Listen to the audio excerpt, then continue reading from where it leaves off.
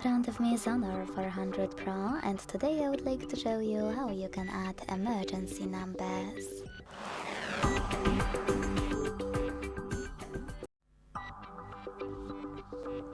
Begin by opening settings and scrolling down to hit safety and emergency.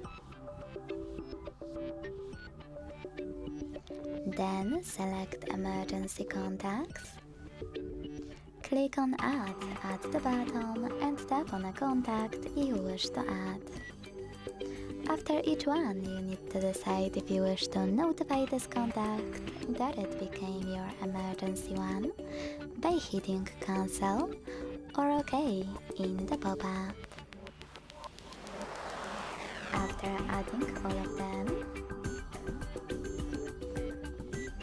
if you wish to remove one, you can do that thanks to this icon at the top right corner. Click on it, tap on this X next to your contact you wish to get rid of, and tap on Remove. Then go back. Thanks so much for watching. If you enjoyed this video, don't forget to leave a like, comment and subscribe. Bye!